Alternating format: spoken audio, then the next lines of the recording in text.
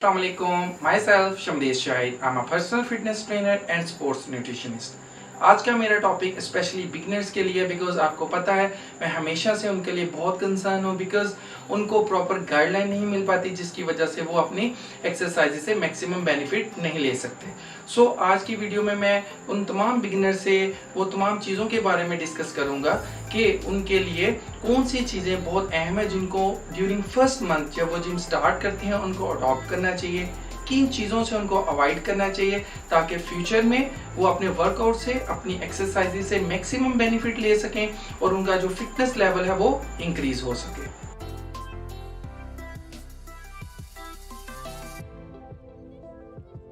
Okay, मैं one by one तमाम बातों को डिस्कस करूंगा जिनको बिगनर्स को बहुत ध्यान से सुनना है और आपने एंड तक इस वीडियो को देखना है ताकि आप उन तमाम पॉइंट्स को समझ सकें और मैक्सिमम बेनिफिट ले सकें।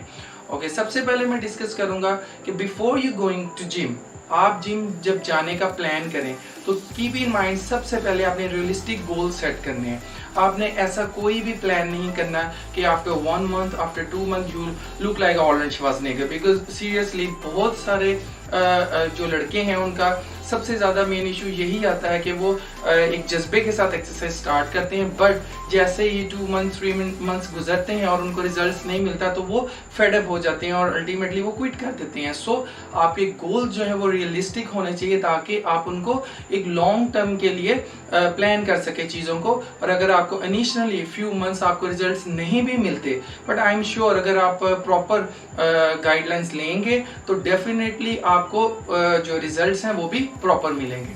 वंस यू डिसाइडेड कि आपके ये पर्टिकुलर गोल्स हैं और आपने इतने मंथ्स में ये अचीव करना है, उसके बाद आप जिम जाएं। और जैसे ही आप जिम जाएं, मैंने बहुत सारे बच्चों को देखा है जो यंगस्टर हैं कि वो कॉन्फिडेंट नहीं होते। जब वो जिम में आते हैं वो दूसरों को एक्सरसाइज करते देखते हैं, स्पेशली जो 2 3 4 सालों से एक्सरसाइज कर रहे हैं उनके मसल्स देख के उनका कॉन्फिडेंस लैक हो जाता है और वो उतना जो है ना अब अपने आप को सिक्योर फील नहीं करते जिम में बिकॉज उनका ख्याल है कि हम अभी बिगनर्स हैं, ओके आप प्लीज़ मेरी जगह आ जाए। मैंने इस तरह बहुत सारे जिम में देखे, अगर वो स्पेशली वो लोग जो बिग मसल्स के साथ हैं अगर वो एक्सरसाइज कर रहे हों तो जितने भी यंगस्टर्स हैं जितने भी बिगनर्स हैं वो पास खड़े होकर देखना शुरू हो जाते हैं उनकी एक्सरसाइजेस को, एक्सरसाइज पैटर्न्स को।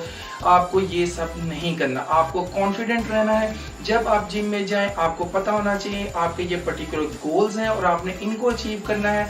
आपकी पर्टिकुलर प्लानिंग है, आपने उनको 1 बाय 1 तमाम वर्कआउट प्लान्स को फॉलो करना है, उन वर्कआउट रूटीन्स को भी फॉलो करना है ताकि आप अपने गोल्स को प्रॉपरली अचीव कर सके। और इंशाल्लाह आप मेरी नेक्स्ट वीडियो में भी देखेंगे, मैं आपको गाइड करता रहूँगा उन तमाम बिगनर्स को जिन्होंने भी जिम स्टार्ट किया कि उनके लिए कौन से वर्कआउट बेहतर हैं, कौन सी उनको एक्सरसाइजेस करनी चाहिए और किस तरह उनको इन तमाम चीज़ों को मैनेज करना है, प्रॉपर डाइट लेनी है। इंशाल्लाह I will tell you everything. Next जब आप इन तमाम चीज़ों को समझ लें उसके बाद डेफिनेटली आप अपनी एक्सरसाइजेस की तरफ जाएंगे। सो आपने एक चीज़ जहन में बैठा लेनी है कि आपने जाते ही तमाम मशीनों के ऊपर एक्सरसाइज शुरू नहीं कर देनी। मोस्टली ये लड़के ये मिस्टेक करते हैं कि वो जब जिम में आ गए उसके बाद वो यही समझ लेते हैं, यही सोच लेते हैं कि अब हमने 3 घंटे का वर्कआउट करके जाना ही जाना है जो मर्जी हो, और वो उसके लिए फिर ऑलमोस्ट वो शुरू हो जाते हैं चेस्ट की एक्सरसाइज से। और जब तक वो कोई 30-40 एक्सरसाइज कर ना ले उससे पहले वो जिम से नहीं जाते और उनका समझना ये है कि शायद वो जितनी एक्सरसाइज ज़्यादा करेंगे तो उनके मसल्स बनेंगे। ये बिल्कुल इस तरह नहीं है, आपको ये एक्टिविटी नहीं करनी है। रादर आपको अपने एक पर्टिकुलर प्लान के साथ स्टिक रहना है। स्टार्ट में आप कोशिश करें आप जो कंपाउंड एक्सरसाइज हैं जैसा कि पुशअप्स हैं, स्क्वाट्स हैं, पुलअप्स, चिनअप्स, आप इन पे फोकस करें फर्स्ट 2-3 डेज। उसके बाद आप एक्सरसाइजेस डिफरेंट आपके जो मसल ग्रुप्स हैं उनकी एक्सरसाइजेस को कंबाइन करें और कोशिश करें आप ईच मसल ग्रुप की 2 एक्सरसाइजेस करें।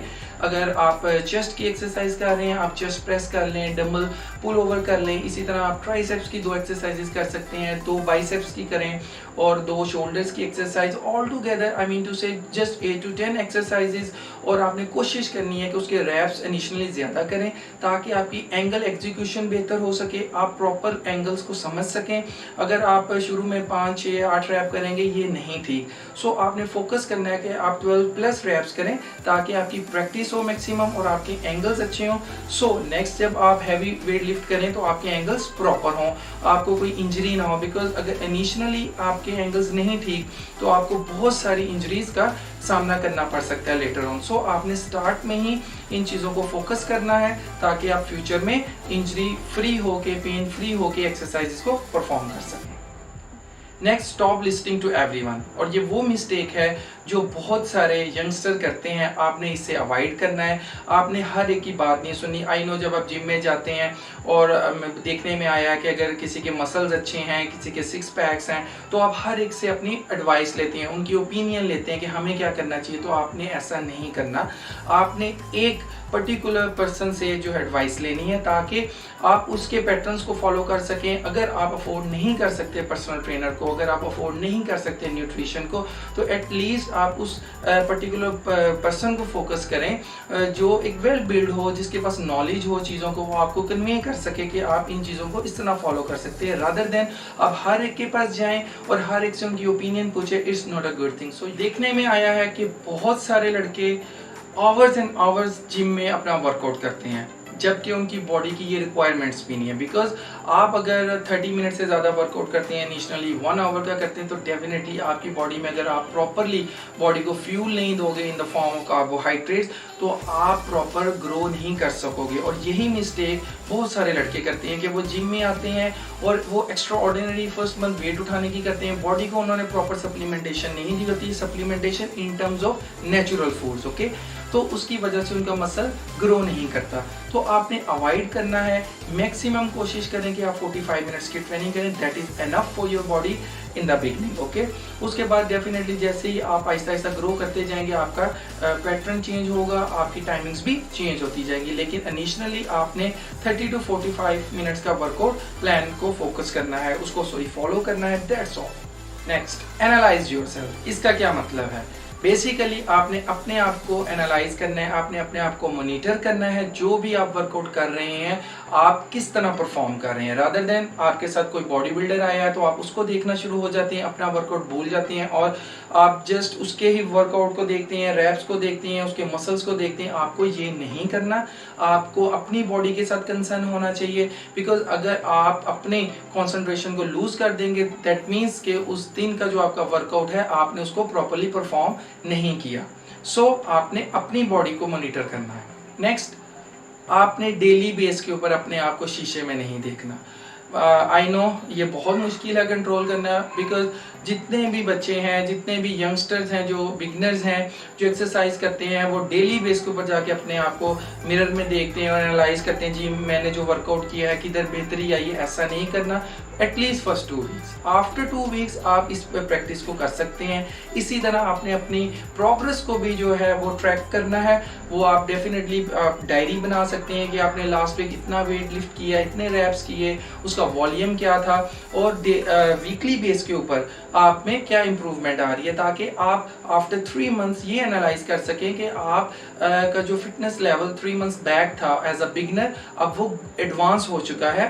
एडवांस आई डोंट मीन कि आप बहुत ऊपर लेवल पे चलेंगे, बट आपका एज कम्पेयर टू जो स्टार्ट का लेवल था, आपकी फिटनेस उससे काफ़ी हद तक इंक्रीज हो चुकी है। अब जो मैं आपसे बात करने जा रहा हूँ, it is one of the most important thing, और बहुत सारे लड़के ये मिस्टेक करते हैं। आपने कोई भी सप्लीमेंटेशन फर्स्ट मंथ नहीं करनी।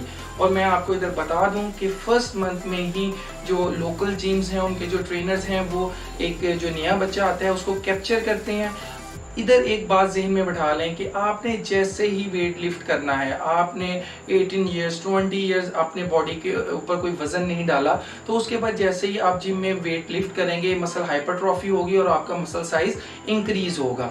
अब ट्रेनर्स क्या करते हैं, आपको फर्स्ट मंथ सप्लीमेंटेशन पे लगा देते हैं, और जैसे ही आप देखते हैं 3 वीक्स और आफ्टर 4 वीक्स आपके मसल्स इंक्रीज हो गए। आप कहते हैं वाओ दैट्स ग्रेट, मुझे ट्रेनर्स ने बहुत अच्छे टिप्स दिए हैं, मैं अब इसको लॉन्ग टर्म इसके प्लान्स को फॉलो करूंगा। करूँगा, जो वो मुझे सप्लीमेंटेशन के मैं फॉलो करूँगा। लेकिन होता क्या है, आफ्टर 2 और 3 मंथ्स आप दोबारा जैसे ही आपके मसल्स नॉर्मल होते हैं, आप यूज टू होते हैं, तो आपकी बॉडी अगेन श्रिंक डाउन होना शुरू हो जाती है। फिर वो आपसे अगेन डिमांड करते हैं जी अब आपको नेक्स्ट सप्लीमेंटेशन लेना है। So it's just wastage of your money. First month आपने अपने पोटेंशियल के ऊपर जो आपकी बॉडी के अंदर है आपने उसके ऊपर वर्क करना है। हाँ, मैं ये नहीं कहूँगा कि आपने जो नॉर्मल डाइट है आप उसी को फोकस करी जाएं और आप मजीद कुछ ना लें। डेफिनेटली आप चीज़ों को ऐड करेंगे। अगर आप 1 अंडा खाते हैं आप 2 और 3 अंडे खा सकते हैं। इसी तरह अगर आप फ्रूट्स खाते हैं उनमें आप बनानास का एडिशन कर सकते हैं, आप कुछ नट्स का एडिशन कर सकते हैं, आप लीन मीट की तरफ जा सकते हैं। तो इन चीज़ों को फर्स्ट मंथ में आप अपनी बॉडी को दें। प्रॉपर न्यूट्रिएंट्स आपकी बॉडी को इनसे भी मिल जाएंगे। और मैं आपको फर्दर बताता रहूँगा कि आपकी according to particular age, particular body weight के लिए आपकी प्रोटीन रिक्वायरमेंट्स क्या हैं, आपकी कार्ब्स की रिक्वायरमेंट्स क्या है, मैं ये सब डिटेल में आपसे डिस्कस करता रहूँ। नेक्स्ट, जब भी आप जिम जाएं आपका प्रॉपर आउटफिट होना चाहिए। आई मीन टू से आपका ट्राउजर, आपका ट्रैक सूट प्रॉपर हो, ताकि जो आप एक्सरसाइज कर रहे हैं आपको पता चले कि you are in the gym rather than you are playing cricket. Okay, so आपने ख्याल रखना है इस चीज़ का कि आपके ट्रेनर्स हों, आपके ग्लव्स हों, बिकॉज जो इनिशियली हैबिट डेवलप होती है वो कंटिन्यू रहती है। सो आपने कोशिश करनी है आपके पास ग्लव्स हों, आपके पास टॉवल हो, आपकी बॉटल हो, ये तमाम चीज़ें आपके वर्कआउट पे इनका बहुत इम्पैक्ट होता है। सो आपने इन तमाम चीज़ों को अपने साथ कैरी करना है। अभी तक जितनी भी मैंने आपसे बातें की हैं इट काउंट्स ओनली 20%। सो अब हम मेजर चीज़ की तरफ चलेंगे, दैट इज डाइट। आप डाइट के बगैर अपना कोई भी वर्कआउट, चाहे वो आप बिगिनर हैं, चाहे इंटरमीडिएट लेवल पे हैं, चाहे एडवांस लेवल पे, आपकी अगर डाइट अच्छी नहीं है, बैलेंस्ड नहीं है, कीप इन माइंड बैलेंस्ड अगर आपकी डाइट नहीं है, बैलेंस का मतलब अगर आपकी रिक्वायरमेंट्स कार्ब्स की, प्रोटीन की और फैट की प्रॉपर नहीं है आपके पर्टिकुलर गोल के लिए, तो आप उस गोल को अचीव नहीं कर सकेंगे। सो आपने इन तमाम चीज़ों का ख्याल रखना है कि आपकी डाइट की जो इम्पोर्टेंस है वो आपको पता होनी चाहिए, ताकि आपको इन चीज़ों का भी ख्याल हो कि जब आप जिम करने जा रहे हैं आपने प्री वर्कआउट क्या लेना है, आपने पोस्ट वर्कआउट आपने कौन सी खुराक खानी है, ताकि आपकी प्रॉपर रिकवरी हो और नेक्स्ट डे के लिए आप में एनर्जी हो और आप बेटर वे में अपना वर्कआउट परफॉर्म कर सकें। आई एम श्योर अगर आप इन तमाम पॉइंट्स को फॉलो करेंगे तो आप बेहतर वे में अपनी एक्सरसाइज को भी परफॉर्म कर सकेंगे और अपने रिजल्ट्स को प्रॉपर टाइम पे अचीव करेंगे। जो आपके गोल्स हैं, जो आपने स्टार्ट में एक रियलिस्टिक गोल सेट किए थे, आप उनको भी अपने टाइम पर अचीव करेंगे। सो आपने इन तमाम बातों का ख्याल ज़रूर रखना है। Hope you like my video, so please share it with your friends and family. Also subscribe to my channel and press bell icon to get regular information about health and fitness.